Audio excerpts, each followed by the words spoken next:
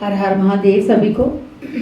कल हमने दशम खंड समाप्त किया था और आज हम एकादश खंड वायवीय संहिता शुरू करने जा रहे हैं। तो शुरू करने से पहले चलिए गुरु वंदना कर लेते हैं। कर्पूर गौरम करुणावतारम संसार सारम भुजगेंद्रहारम सदा वसंतम हृदयारविंदे भवं भवानी सहितं नमामि भवं भवानी सहितं नमामि। ओम नमः शिवाय ओम नमः शिवाय ओम नमः शिवाय ओम नमः शिवाय ओम नमः शिवाय ओम। विद्यावतार का कथन।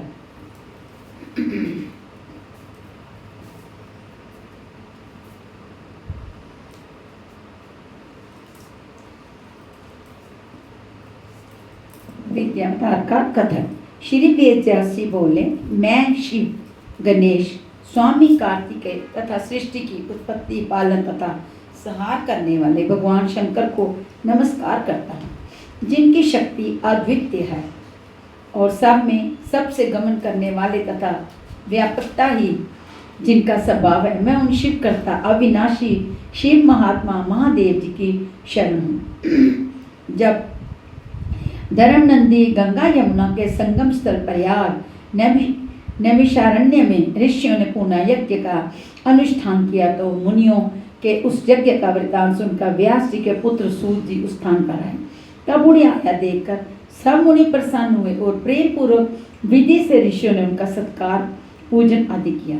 फिर उन्हें वे आसन पर बैठाकर प्रार्थना करने लगे, हे सर्वज्ञ सूत जी, आपका आगमन शुभ हो। आप सब इतिहास पुराणों के जानने वाले हमारे आश्रम पर पधारे हैं, हमारे अहोभाग्य हैं। आप हम लोगों को भी दिव्य रूप कथाओं का अमृत पान कराइए। इस तरह मुनिगणों की ये प्रार्थना सुनकर पहले सूत जी ने भगवान शंकर और गणेश जी का ध्यान किया। फिर जगदम्बा पार्वती और अपने गुरुदेव को प्रणाम करके बोले, हे मुनियों, अब आपको सभी विद्याओं के रूप प्राणों के प्रकट होने का वृतांत सुनाता हूँ।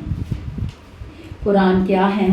श्वेत कल्प के समय वासुदेव ने जो कहा था, उन्हीं शब्दों तथा अर्थों से युक्त न्याय से पूर्ण शास्त्रों के अर्थों से शोभित यथाक्रम ही पुराण कहे जाते हैं।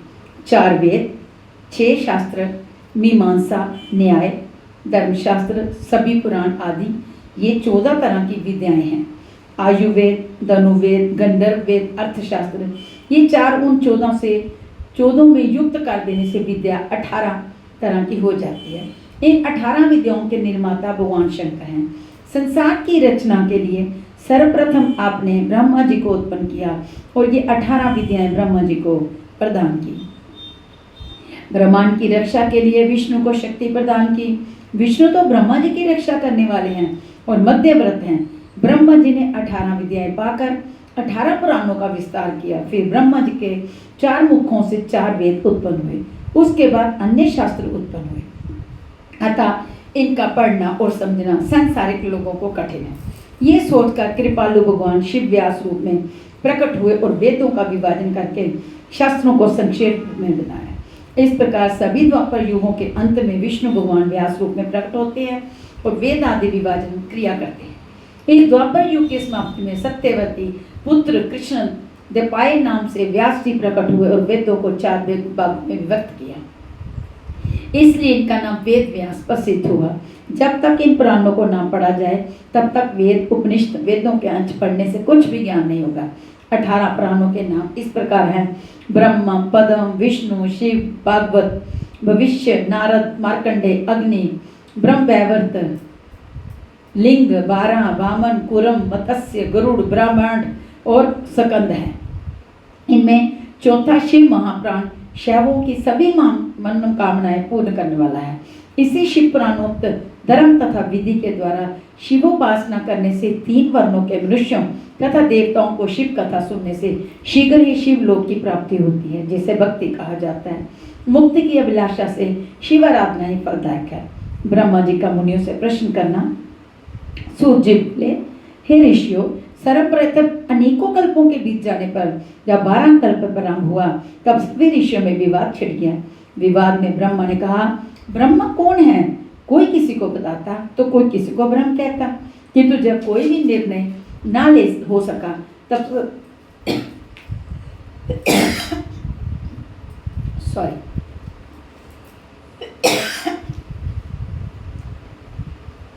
तब सभी मिलकर ब्रह्मा जी के पास पहुंचे और प्रणाम करके स्तुति की।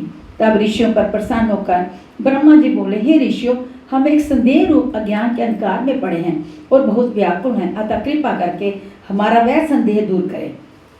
हमें मालूम नहीं कि अविनाशी नित्य शुद्ध चित्त स्वरूप परिपूर्ण पर ब्रह्म परमात्मा कौन है, अपनी लीला से संसार को रचकर इसका पालन तथा संहार करने वाला कौन है। इस प्रकार मुनियों का कथन सुनकर ब्रह्मा जी ने अपने आसन से उठकर शंकर भगवान का ध्यान किया और फिर आकर ऋषियों से बोले। नैमिषारण्य की कथा। हे मुनियों, जो मन और वाणी से अतीत है, जो ब्रह्मा विष्णु रुद्र आदि तथा मूल इंद्रियों के साथ सबको रचता है, पंडित जन जिनके परम आनंद को प्राप्त करके अभय हो जाते हैं, जिनकी कृपा द्वारा मुझे प्रजापति पद प्राप्त हुआ, जो सूर्य चंद्र अग्नि बिजली आदि को अपने प्रकार से आच्छादित कर देते हैं, उस अद्वितीय महेश्वर शिव जी की अनंत महिमा जानी नहीं जा सकती। इसके समान कोई भी नहीं। अपने अंदर से ही वे संसार को उत्पन्न करते हैं और प्रलय काल से फिर अपने ही में ही उसे विलीन कर लेते हैं। यहाँ सभी प्राणियों को प्रपंच में डालते हैं। उन्हें अज्ञानी दुष्ट पतित और अदब तो देख भी नहीं सकते। भक्तजन ही इनकी पूजोपासना करके अपने अंदर तथा बाहर इनके दर्शन पाते हैं। इनके स्थूल रूप को देवता, सूक्ष्म रूप को योगी जन देख सकते हैं। तीसरा, सूक्ष्म अति सूक्ष्म नित्य और अविनाशी है। शिव जी के भक्त व्रत के अनुकूल चलने वाले देख सकते हैं। शिव जी वेदों में कहे गए हैं और साधनों द्वारा प्रसन्न होते हैं। इस प्रकार धर्म की अधिकता हो जाने पर उसके द्वारा हुए जन्म जन्मांतरों के पापों का नाश होने पर उसे भगवान शंकर को ज्ञान सहित चंचल भक्ति प्राप्त होती है। वह सभी सांसारिक विषयों से निर्वृत्त होकर भाव भक्ति में प्रवृत्त हो जाता है। भाव सिद्ध हो जाने पर ध्यान कार्य में निष्ठ हो जाती है। फिर ज्ञान तथा ध्यान युक्त होकर मनुष्य योग में प्रवृत्त हो जाता है। फिर तो वह मनुष्य शिव समान होकर शिवधाम को पाता है। इसी कारण हे ऋषियों, तुम भी उस ब्रह्म की कृपा पाने का प्रयत्न करो। उसमें पर ब्रह्मा परमात्मा शिव के ध्यान का अभ्यास करो। इसी के द्वारा सदा शिव में प्रेम को प्रबल करके बढ़ाते जाओ। तुम लोग ऐसा करो कि देवताओं के 1000 वर्ष प्रयत्न महायज्ञ करने का संकल्प कर लो। तब उस यज्ञ की भी पूर्णता हो जाएगी। तब तुम्हारे मंत्रों द्वारा आवाहन किया जाएगा। वायुदेव भी तुम्हारे पास आ जाएंगे। उसी से ही तुम्हें अपने कल्याण का मार्ग प्राप्त होगा। उसके बाद तुम लोग परम पवित्र वाराणसी नगरी में चले जाना। वहाँ पिनाकधारी भगवान शंकर जगत माता श्री पार्वती जी के साथ भक्तों पर कृपा करने वाले लीला करते हुए विराजमान है। इस समय मैं मनोमय नामक अपना चक्र छोड़ने वाला हूँ। उस चक्र की नैमी जिस स्थान पर गिर जाए, तुम अपने महायज्ञ को उस स्थान पर करना। ये कहकर ब्रह्मा जी ने शिव जी का ध्यान करके सूर्य के समान चमकते हुए चक्र को छोड़ दिया। ऋषि ब्रह्मा जी को प्रणाम करके चक्र के पीछे पीछे चलने लगे। वह चक्र चलते चलते किसी परम पवित्र विशाल भूमिखंड पर जाकर गिरा। वहां एक बड़ी शिला थी। उसके साथ टकराकर उसकी नैमी टूट गई। इसी कारण वह पृथ्वी खंड परम पवित्र यज्ञ गंधर्व आदि से नैमिषारण्य नाम से विख्यात होगी। ऋषि लोगों ने वहां पर महायज्ञ करने की दीक्षा ग्रहण की। एक समय राजा पूर्व उर्वशी के साथ विहार करता करता वहां पहुंचा। वह 18 समुद्र द्वीपों का स्वामी होते हुए भी उस रमणीक भूमिखंड के लिए ललचा गया। मोह में आकर अज्ञान से मुनियों के स्वर्ण वेदी तक छीनने को तैयार हो गया। मुनि लोगों ने क्रोध में आकर राजा पर कुशा का प्रहार करके मार गिराया। ये वह भूमिखंड है जिस पर बैठकर ब्रह्मा जी ने पहले सृष्टि रचना आरंभ की थी। इस भूमिखंड को पाकर ऋषि लोग आनंदित हुए। वायु का आगमन। सोचे बोले, हे ऋषियों, उन भाग्यशाली ऋषियों ने उसी नैमिषारण्य क्षेत्र में भगवान शंकर के आराधन से महान यज्ञ किया। उन्होंने 10,000 वर्ष में आकर उस यज्ञ को पूर्ण किया। तब ब्रह्मा जी की प्रेरणा पाकर वायुदेव नैमिषारण्य क्षेत्र में आ गए। देखते ही देखते ऋषि लोगों ने उनको आसन देकर सत्कार किया। तब वायु बोले, हे ऋषियों, आप लोगों का ये महायज्ञ तो निर्बाध हो रहा है। आपके यज्ञ में कोई विघ्न तो नहीं पड़ा? आपको विधि पूर्वक यज्ञ पूर्ण कर लिया? वायुदेव की इस प्रकार बातें सुनकर ऋषि बोले, हमने अपना अज्ञान दूर करने के लिए ब्रह्मा जी की आराधना की थी। तब प्रसन्न होकर उन्होंने इस यज्ञ के लिए हमें अनुमति दी। उन्होंने ब्रह्मा विष्णु रुद्र आदि देवों के स्वामी भगवान शंकर को संतुष्ट करने के लिए शिव मंत्र के जप करने की आज्ञा दी। आपके आने के लिए भी ब्रह्मा जी ने कहा था और आप इसलिए बता रहे हैं। आपकी कृपा से हमारे 10,000 वर्ष का महायज्ञ पूर्ण होगा। शिव भक्ति का वर्णन। ऋषि बोले, हे वायुदेव, ब्रह्मा जी ने किस प्रकार आपको शिव ज्ञान का उपदेश किया? वायुदेव बोले, हे ऋषियों, जब 21वां श्वेत रूप नाम का कल्प लगाता ब्रह्मांड की रचना के लिए ब्रह्मा जी ने शिव को प्रसन्न करने के लिए कठोर तपस्या की।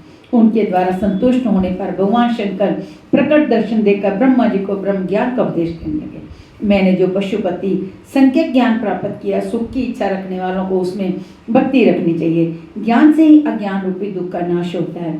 ज्ञान ही तो वस्तु विनाशक है। जीवन ज्ञान चेतन है, प्रकृति तो माया है और माया से युक्त मूल कर्म का संबंध रखने वाला पुरुष है। इन दोनों के प्रेरक शिव हैं। माया तो महेश्वर की शक्ति है। माया रूपी ये शरीर है, ये स्वयं शिव का बनाया हुआ है। जीव कर्म फल भोगने के लिए ही सर्वव्यापी माया से ढका रहता है। कला आदि से वह उत्पन्न है। मैल के नाश होने पर जीव भी मुक्त हो जाता है। ये जीवात्मा ज्ञानहीन होकर परमेश्वर की प्रेरणा पाकर सुख दुख भोगने नरक स्वर्ग में जाता है।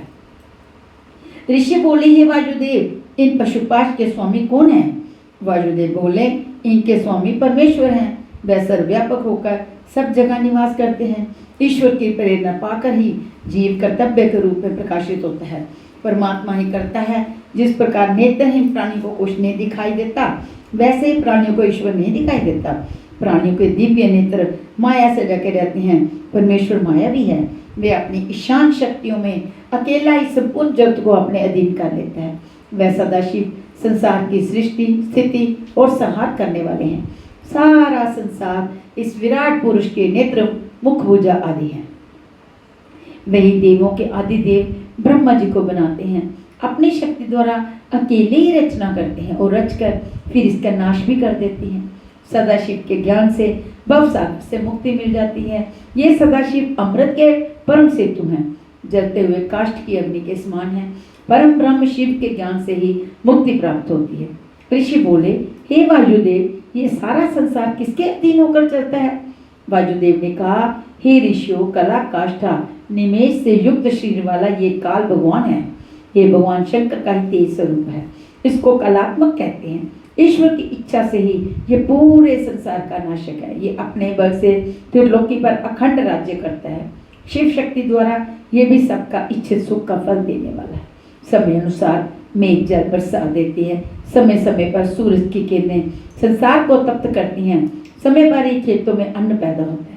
ये काल भगवान शिव शक्ति द्वारा संसार को जीवन देता हुआ कारण बन रहा है।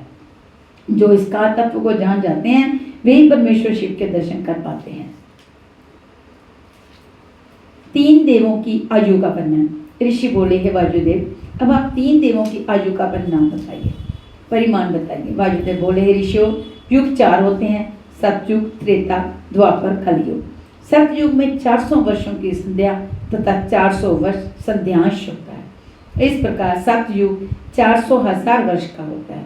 त्रेता 30,000 वर्ष का, इसमें 300 वर्ष संध्यांश होता है और द्वापर में से 200 वर्ष संध्यांश हो जाते हैं। कलयुग में 100 वर्ष की संध्या तथा संध्यांश होते हैं। इन सभी संध्यांश के साथ सभी युगों का 12,000 वर्ष का परिमाण होता है। जब ये चारों युग 1,000 वर्ष गुजर जाते हैं तब ये कल्प हो जाता है। इस प्रकार 71 चतुर्युगी का एक मनवंतर होता है। एक कल्प के मध्य में 14 मनु होते हैं। इस प्रकार गिनती करते करते सैकड़ों मनु मनवंतर कल्प गुजर गए हैं। ब्रह्मा का कल्प नाम का एक दिन कल्पों का वर्ष माना जाता है। जब 8,000 वर्ष बीत जाते हैं तो ब्रह्मा का एक युग होता है। 1000 युगों का एक सवन होता है। जब 30,000 सवनों का समय बीत जाता है तो ब्रह्मा की आयु पूर्ण हो जाती है। ब्रह्मा की पूरी आयु विष्णु का एक दिन होता है। जब रुद्र का एक दिन होता है तो विष्णु की आयु पूरी होती है। जब ईश्वर का एक दिन पूरा होता है तो रुद्र की आयु पूर्ण हो जाती है। सदाशिव की 5,40,000 साल की आयु होने पर सारी सृष्टि पैदा होती है, उसका पालन होता है और सबका नाश हो जाता है। किंतु पर ब्रह्म सदाशिव का नाश नहीं होता है। परमात्मा का तो कलात्मा भी नाश नहीं कर सकता। परमेश्वर की ना कोई रात है और ना कोई दिन है। प्रलयकर्ता का वर्णन। सबसे पहले ब्रह्म में शक्ति उत्पन्न होती है, ये माया होती है। उस माया रूपी शक्ति से प्रकृति पैदा होती है। उस प्रकृति से संपूर्ण संसार की उत्पत्ति होती है। ये संसार 5 कलाओं से पूर्ण एवं अप्रकट कारण रूप है। इस कारण सदाशिव ही सृष्टि पालन और संहार आदि कार्य किया करते हैं। अज्ञात संसार के मध्य में महेश्वर अपनी महेश्वरी रूप रात्रि का सेवन करते हैं। फिर प्रातः होने पर महेश्वर महायोग द्वारा प्रकृति पुरुष में प्रविष्ट हो जाती है। तब इन दोनों में क्षोभ उत्पन्न कर देते हैं। तभी महेश्वर की आज्ञा से अव्यक्त चराचर प्राणियों की उत्पत्ति होने लगती है। सबसे पहले पुरुष रूप जो अधिष्ठित हुआ, उस अव्यक्ति से बुद्धि से लेकर विकार उत्पन्न होते हैं। उसके बाद इन सब विकारों से सर्व कारण रूप रुद्र ब्रह्मा विष्णु अनेकों अमोघ शक्तियों के साथ पैदा हुए। इन 3 देवताओं का कार्य क्रमशः सृजन पालन संहार है। ये सभी रुद्र आदि ईश्वरत्व युक्त हैं। ऐसा देखकर शिव जी प्रसन्न हुए थे। ये तीनों देवता एक दूसरे से पैदा होकर एक दूसरे को धारते हैं। इन तीनों में जो पुरुष भेदभाव रखता है वह पिशाच योनि में प्राप्त होता है। संपूर्ण सृष्टि के अतुल कारण प्रकृति से पैदा हुए। ये ब्रह्मा आदि अंत मध्य रहित है। अनंत प्रकरम श्वेत रक्त वर्ण वाले और पुरुष संयुक्त हैं। ऋषि बोले, हे वायुदेव, अब आप हमें सारे मनमंत्र और कल्पों के बारे में बताइए।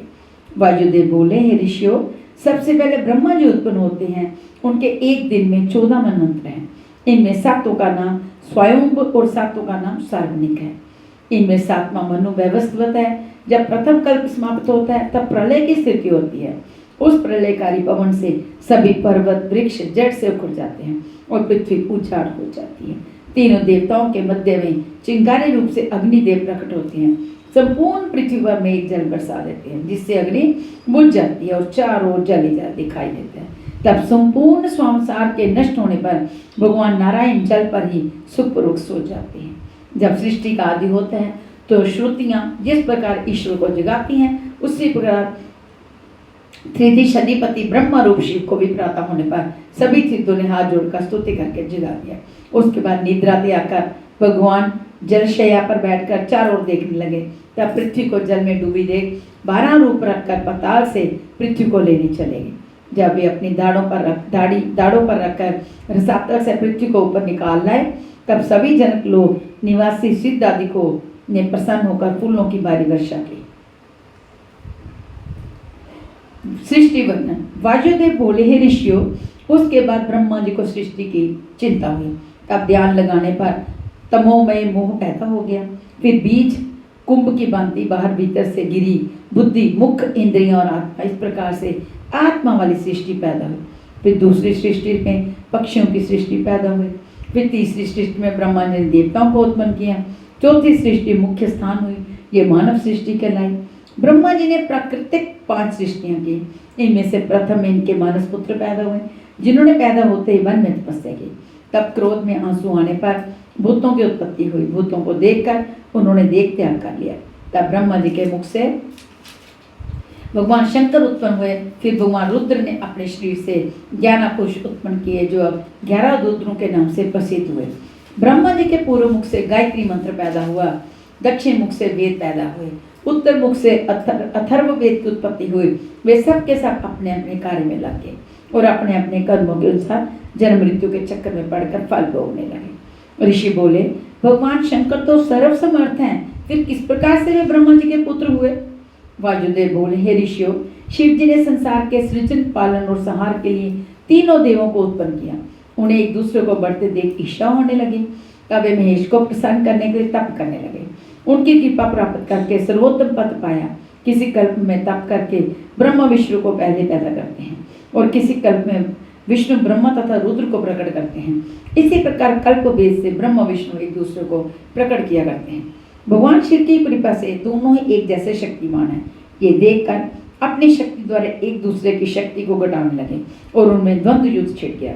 भगवान शंकर उस युद्ध को देखने के लिए वहां प्रकट हुए। पहले अप्रकट रूप से उन दोनों की शक्ति देखने लगे और फिर प्रकट होकर देखने लगे। उनको सामने खड़ा देख ब्रह्मा विष्णु दोनों ने उन्हें प्रणाम किया और स्तुति की। फिर शंकर जी ने अपनी अमोघ शक्ति से उनके क्रोध का निवारण कर दिया और वे अंतर्ध्यान हो गए। रुद्र की उत्पत्ति। वायु बोले, हे ऋषियों, अब मैं तुमको रुद्र की उत्पत्ति के विषय में बताऊंगा। ब्रह्मा जी जब अंड से प्रकट होकर कल्प में ये देखते हैं कि मेरी रची हुई सृष्टि बढ़ नहीं रही, तब बहुत दुखी होते हैं। उनका दुख मिटाने के लिए ही हर कल्प में महेश्वर की इच्छा से काल स्वरूप जब ब्रह्मा जी ने शंकर जी से सृष्टि रचना के कार्य के लिए प्रार्थना की, तब कृपा करके शंकर जी ने अपने जैसे ही स्वरूप वाले जटाधारी 11 रुद्र उत्पन्न किए। तत्पश्चात ब्रह्मा जी को पुनः सृष्टि रचना का आदेश देकर शिव जी अपनी सृष्टि रचना के कार्य से विमुक्त हो गए। शिव शिवा की उत्पत्ति। वायु बोले, हे ऋषियों, जब ब्रह्मा जी ने अनेकों प्रकार से सृष्टि पैदा की, परंतु अनेकों प्रकार के प्रयत्न करने पर भी प्रजा की बुद्धि होती दिखाई न दी, तब उन्होंने मैथुन द्वारा सृष्टि की रचना का विचार किया। इसी विचार को लेकर ब्रह्मा जी ने कठोर तप करना प्रारंभ कर दिया। उन्होंने तप द्वारा भगवान महेश्वर को प्रसन्न करने का विचार किया। शक्ति के साथ भगवान शिव के ध्यान में तत्पर होकर ब्रह्मा जी कठोर तपस्या करने लगे। ब्रह्मा जी के तप से प्रसन्न होकर शिव जी प्रकट हुए। उस समय उनका आधा शरीर स्त्री का तथा आधा शरीर पुरुष का था। तब ब्रह्मा जी ने उठकर उन अर्धनारीश्वर भगवान शिव की शक्ति सहित वंदना की और अनेकों दिव्य स्तोत्रों से शिव शिवा की स्तुति करने लगे। हे सर्वगुणनिधान भगवान महेश्वर तथा अनेकों दिव्य लीलाएं करने वाली जगत जननी शक्ति देवी, आपकी जय हो। आप अनेकों प्रकार से विश्व की रचना में समर्थ हो तथा अनेकों वैभव वाली देवी हो। आपकी जय हो। सृष्टि रचना का मुझे प्रदान दीजिए। इस प्रकार से अनेकों स्तोत्रों द्वारा ब्रह्मा जी ने शिव की स्तुति की। मैथुनी सृष्टि की उत्पत्ति। वायु बोले, हे ऋषियों, ब्रह्मा जी ने जब शिव को अनेकों प्रकार से स्तुति की, तब उनकी प्रार्थना से प्रसन्न होकर मंद मंद हास्य करते हुए भगवान शंकर जी कहने लगे, हे ब्राह्मण, मैं तुम्हारी मनोकामना को भली प्रकार समझ गया हूँ। तुमने सृष्टि को बढ़ाने के लिए ये जो महान तप किया है, इससे मैं तुमसे बहुत प्रसन्न हूँ। ये कहकर भगवान शंकर जी ने अपने अंग द्वारा एक दिव्य गुण वाली परम शक्ति नारी रूप में प्रकट कर दी। उन्हें देख ब्रह्मा जी उनसे हाथ जोड़कर नम्रतापूर्वक उस देवी से प्रार्थना करने लगे, हे भगवती, मुझसे सृष्टि की वृद्धि नहीं हो रही है। अब सृष्टि बढ़ाने के लिए मैं मैथुनी सृष्टि रखना चाहता हूँ, परंतु ये तभी हो सकता है जब नारी की रचना हो। इसलिए आप अपने अंशों द्वारा मेरे पुत्र तथा दक्ष पुत्री बनने की कृपा करें। मेरे पुत्र तथा दक्ष पुत्री, तभी आपके द्वारा सृष्टि रचना में वृद्धि संभव है। इस प्रकार ब्रह्मा जी की प्रार्थना सुन प्रसन्न होकर देवी ने अपनी भ्रुकुटियों के मध्य से अपने समान तेज वाली एक शक्ति पैदा की।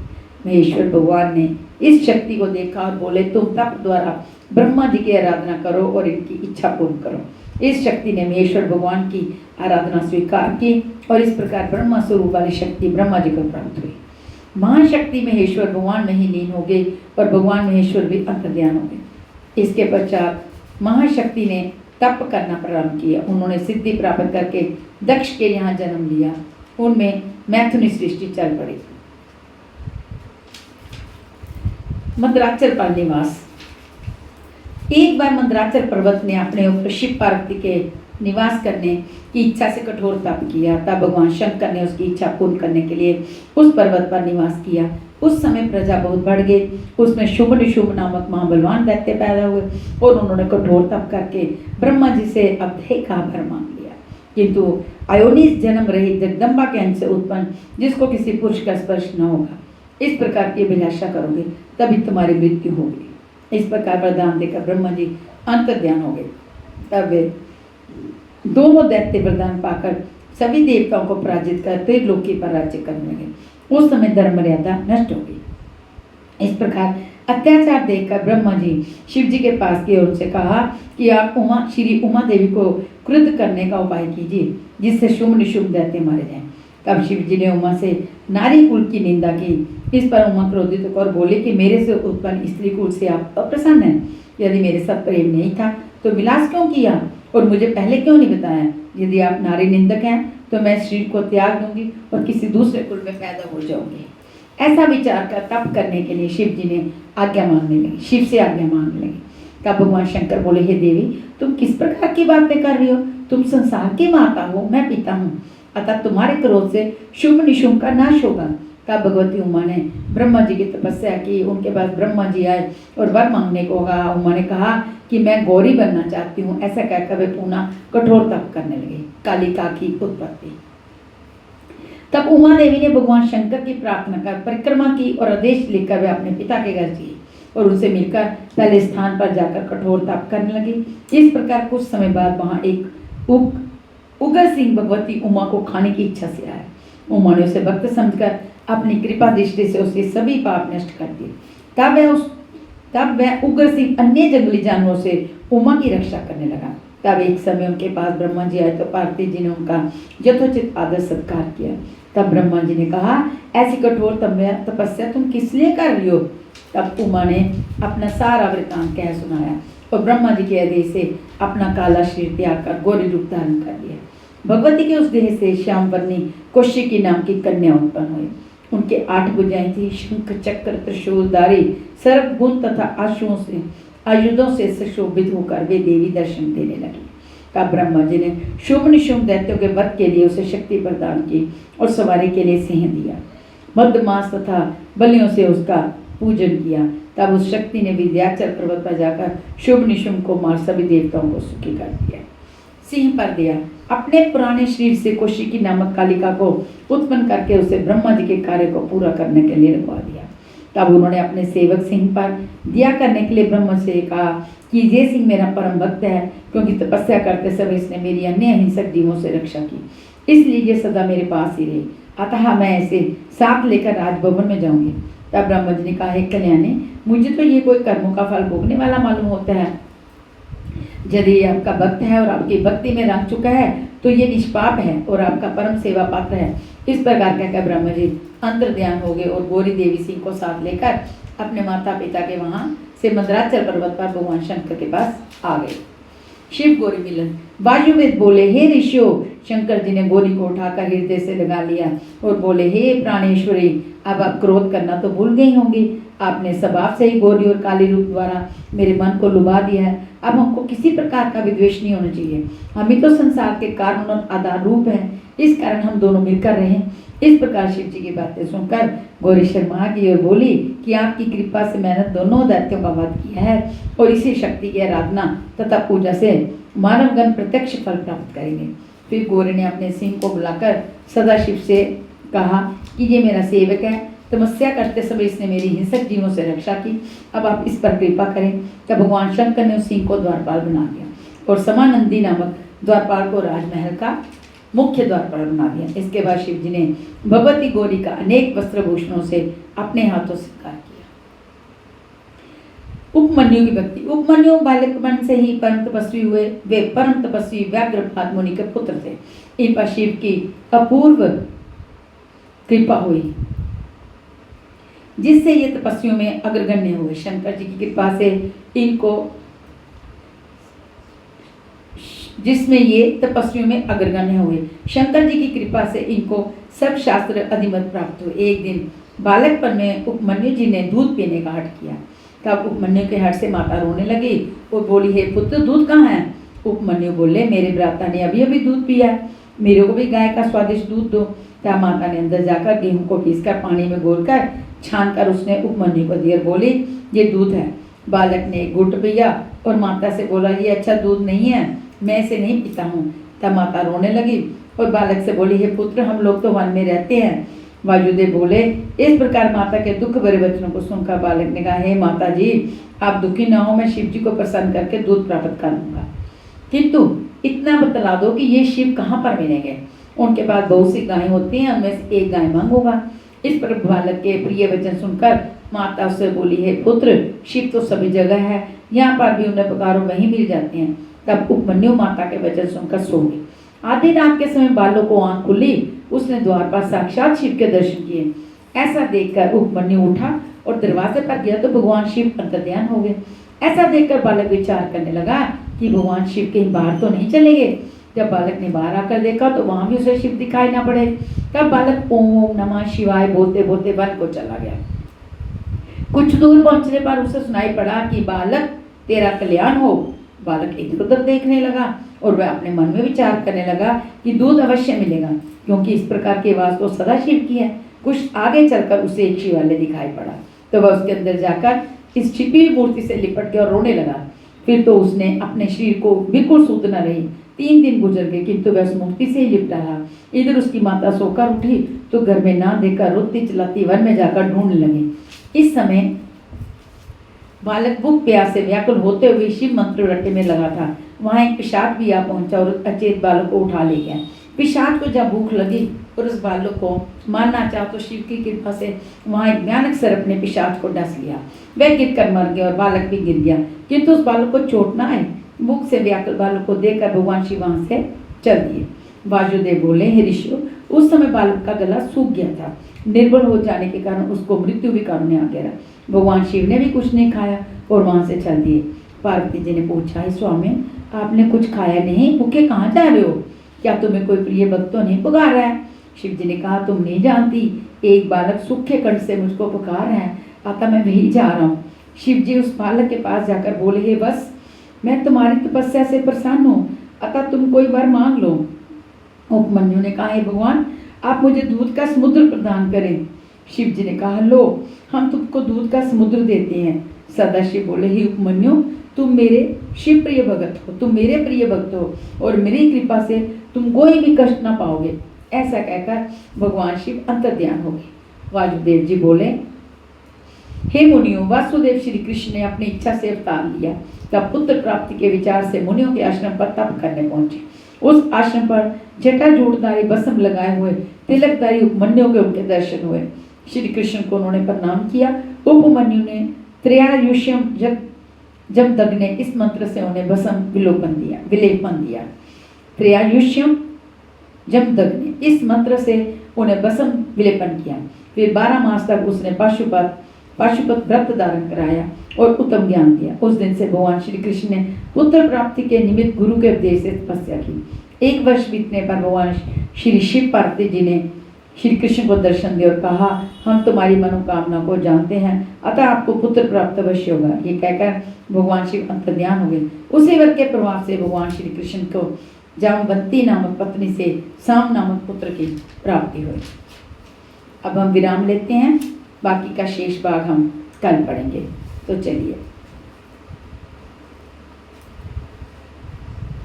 ओम नमः शिवाय, ओम नमः शिवाय, हर हर भोले नमः शिवाय, ओम नमः शिवाय, ओम नमः शिवाय, हर हर भोले नमः शिवाय।